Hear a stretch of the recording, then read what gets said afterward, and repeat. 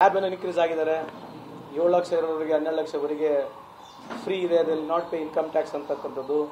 Gig economy ಬಗ್ಗೆ ಮಾತನಾಡಿದ್ದಾರೆ. ಇಂಥ ಹಲವಾರು ವಿಷಯಗಳು, ಅಗ್ರಿಕಲ್ಚರ್ ಯಾರು ಕಮರ್ಷಿಯಲ್ ಕ್ರಾಪ್ ಗ್ರೋವರ್ಸ್ ಇದ್ದಾರೆ ಅವ್ರ ಬಗ್ಗೆ ನಾವು ಫೋಕಸ್ ಮಾಡ್ತೀವಿ ಅಂತ ಈ ಥರ ನಡೀತಾನೆ ಇದೆ. ಬಟ್ ಎಷ್ಟು ಮಟ್ಟಿಗೆ ಕಾರ್ಯರೂಪಕ್ಕೆ ಬರ್ತದೆ ಅದೆಲ್ಲ ಬಡ್ಜೆಟ್ ಆದ್ಮೇಲೆ ಮುಂದೆ ನೋಡೋಣ. ಆದರೆ ಒಂದೇನಂತಂದ್ರೆ ಇದು 10 ವರ್ಷ ಸಂಪೂರ್ಣ ಅವಧಿ ಮುಗಿದ್ಬಿಟ್ಟಿದೆ ಬಿಜೆಪಿ ಸರ್ಕಾರದ.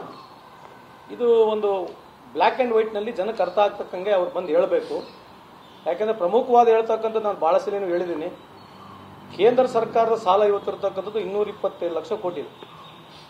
ಇವರು ಬಂದಾಗಲಿಂದ ಸುಮಾರು 175 ಲಕ್ಷ ಕೋಟಿ ಹೆಚ್ಚು ಸಾಲ ಮಾಡಿದ್ದಾರೆ. ದಯಮಾಡಿ ಇದನ್ನು ಎಲ್ಲ ಬಿಜೆಪಿ ಮುಖಂಡರು ಕೇಳಬೇಕು. ಯಾಕಂತಂದ್ರೆ ಈ ದೇಶದ ಸಾಲ ನಮ್ಮೆಲ್ಲರ ಮೇಲೆ ಇರ್ತಕ್ಕಂಥ ಸಾಲ ಇದು. ಯಾವ ಸ್ವಾತಂತ್ರ್ಯ ಸಿಕ್ಕಿ 1947 ಇಸ್ವಿಲಿಂದ ಹಿಡಿದು 2014 ಇಸ್ವಿವರೆಗೆ 57 ಲಕ್ಷ ಕೋಟಿ ಇರ್ತಕ್ಕಂಥ ಸಾಲ ಇವತ್ತು 225 ಲಕ್ಷ ಕೋಟಿ ಸಾಲ ಆಗಿದೆ.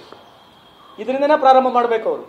ನಾನು ಈ ದೇಶಕ್ಕೆ ಇಷ್ಟು ಸಾಲವನ್ನು ಮಾಡಿದ್ದೀನಿ, ಈ ಸಾಲ ಮಾಡಿ ನಾನು ಇಂಥವೆಲ್ಲ ನಾನು ಬೆಳವಣಿಗೆ ತಂದೀನಿ ಅಂತ ಹೇಳ್ತಕ್ಕಂಥ ಒಂದು ಮಾತು ಇಲ್ಲಿವರೆಗೆ ಪ್ರಧಾನಮಂತ್ರಿ ಮೋದಿ ಸಾಹೇಬರಾಗಿರಲಿ, ನಿರ್ಮಲಾ ಸೀತಾರಾಮರಾಗಲಿ ಇಲ್ಲಿವರೆಗೆ ಹೇಳೋದಿಲ್ಲ. ಅಂದ್ರೆ ಅರ್ಥ ಏನು? ದೇಶ ಮಿಣುಗೋಗಿದೆ ಅಂತ ಅರ್ಥ. ಯಾಕೆ ಹೇಳ್ತಾ ಇದ್ದೀನಿ ಈ ಮಾತು ಅಂತಂದ್ರೆ, ಬೇಕಿದ್ರೆ ಚರ್ಚೆ ಮಾಡೋಣ. ಹೆಂಗ್ ಚರ್ಚೆ ಹೆಂಗೆ ಆಗಬೇಕು, ಅಥವಾ ಕಳೆದ ಪೀರಿಯಡಿನ ಸರ್ಕಾರದ್ದು ಏನು ಕೆಲಸಗಳಾಗಿದ್ದಾವೆ, ಅವ್ರವ್ದೇ ಆಗಿರ್ತಕ್ಕಂಥ ಪೀರಿಯಡ್ನಲ್ಲಿ ಏನು ಕೆಲಸ ಆಗಿದೆ, ಎಷ್ಟು ಖರ್ಚಾಗಿದೆ, ಎಷ್ಟು ಡೆವಲಪ್ಮೆಂಟ್ ಆಗಿದೆ, ಈ ಥರದ ಏನೋ ಒಂದು ಒಳಗೆ ಚರ್ಚೆ ಬಂದು ನಾವು ಚೆಕ್ ಮಾಡಿದ್ರೆ, UPA 1 UPA 2ಗೆ ನಾವು ಚೆಕ್ ಮಾಡಿ ಈ NDA 1 NDA 2 ಚೆಕ್ ಮಾಡಿದ್ರೆ ಅಜಗಜಾಂತರ ವ್ಯತ್ಯಾಸ ಇದೆ. ನೀವು ಉಲ್ಟಾ ಸ್ಟಾರ್ಟ್ ಮಾಡೋಣ, ಸ್ಟಾಕ್ ಎಕ್ಸ್ಚೇಂಜ್ ತಗೊಳ್ಳಿ.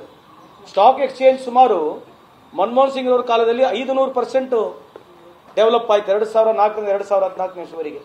ಇಲ್ಲಿ ಮೋದಿ ಅವರ ಕಾಲದಲ್ಲಿ 191% ಇನ್ಕ್ರೀಸ್ ಆಗಿದೆ. GDP ಹೋಗೋಣ. GDP ಇರ್ತಕ್ಕಂಥದ್ದು ನಮಗೆ 2004 ಇಸ್ವಿಯಲ್ಲಿ ಮನಮೋಹನ್ ಸಿಂಗ್ ಅವರು ಅಧಿಕಾರಕ್ಕೆ ಬರೋಕ್ಕಿಂತ ಮುಂಚೆ ಈ ದೇಶದ $0.55 ಟ್ರಿಲಿಯನ್ ಮಾತ್ರ ಎಕಾನಮಿ ಇತ್ತು. ಅಂಥದ್ದು $2.04 ಟ್ರಿಲಿಯನ್ ಎಕಾನಮಿಕ್ ತಂದ್ರು.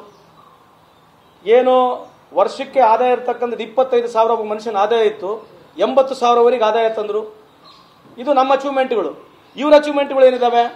ಉದಾಹರಣೆಗೆ ನಾನು ಇವತ್ತು ಚೆಕ್ ಮಾಡ್ತಾ ಇದ್ದೆ, ನಾನು ವೈರ್ ರಿಪೋರ್ಟ್ ಓದ್ತಾ ಇದ್ದೆ.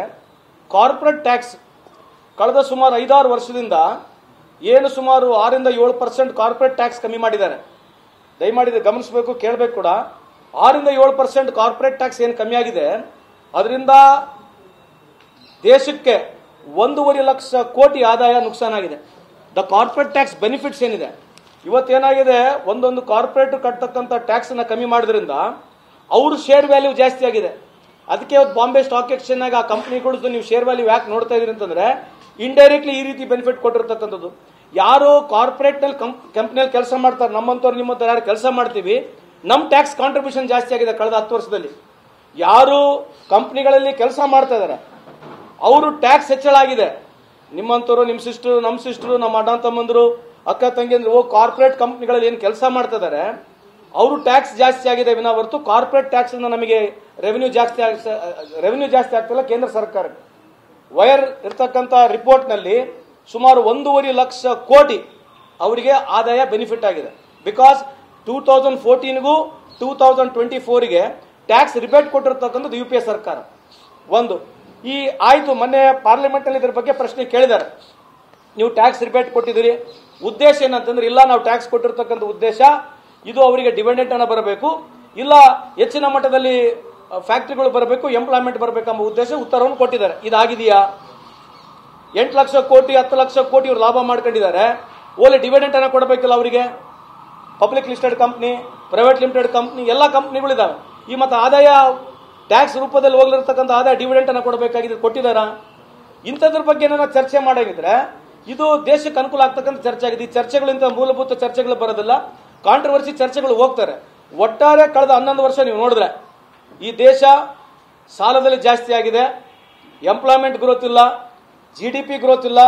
ಕಳೆದ 10 ವರ್ಷದಲ್ಲಿ ಸುಮಾರು 1,26,000 ಫಾರ್ಮರ್ ಸೂಸೈಡ್ ಮಾಡ್ಕೊಂಡಿದ್ದಾರೆ. ಅಂದ್ರೆ ದಿನಕ್ಕೆ 30 ಫಾರ್ಮರ್ಗಳು ಸೂಸೈಡ್ ಮಾಡ್ಕೊಳ್ತಾರೆ ಅಂತ ಅರ್ಥ. ಇವತ್ತು 70,000 ಹುಡುಗರು ಆತ್ಮಹತ್ಯೆ ಮಾಡ್ಕೊಂಡಿದ್ದಾರೆ. ಕಳೆದ 10 ವರ್ಷಕ್ಕೂ ಈ ವರ್ಷ 10 ವರ್ಷ ನೋಡಿದ್ರೆ 70% ಇನ್ಕ್ರೀಸ್ ಆಗಿದೆ. ಎಂಪ್ಲಾಯ್ಮೆಂಟ್ ಇಲ್ಲ, GDP ಇಲ್ಲ. ಸಣ್ಣ ಕೈಗಾರಿಕೆಗಳು, ಸ್ಮಾಲ್ ಸ್ಕೇಲ್ ಇಂಡಸ್ಟ್ರಿ ಅಂತ ನಾವೇನ್ ಹೇಳ್ತೀವಿ, ಸುಮಾರು ಕಳೆದ 10 ವರ್ಷದಲ್ಲಿ 17 ಲಕ್ಷ ಕೋಟಿ ಉದ್ಯಮೆದಾರರು ರೇಟ್ ಆಫ್ ಆಗಿದೆ. ಯಾವುದೋ ಒಬ್ಬ ಸ್ಮಾಲ್ ಸ್ಕೇಲ್ ಇಂಡಸ್ಟ್ರಿಯ ಒಬ್ಬ ಸ್ಮಾಲ್ ಸೆಕ್ಟರ್ನಲ್ಲಿ ಕೆಲಸ ಮಾಡತಕ್ಕಂಥ ಉದ್ಯಮೆದಾರರಿಗೆ ₹1 ಬಿಳಿ ಸಾಲ ಮನ್ನಾ ಆಗೋದಾಗಿರಲಿ, ಒಂದು ರಿವಾಲ್ವಿಂಗ್ ಫಂಡ್ ಕೂಡ ಅವರಿಗಿಲ್ಲ. ಸೊ ಈ ತರದ ವ್ಯವಸ್ಥೆಯಲ್ಲಿ ದೇಶ ಹೆಂಗ್ ಪ್ರಗತಿ ಆಗತಕ್ಕಂಥದ್ದು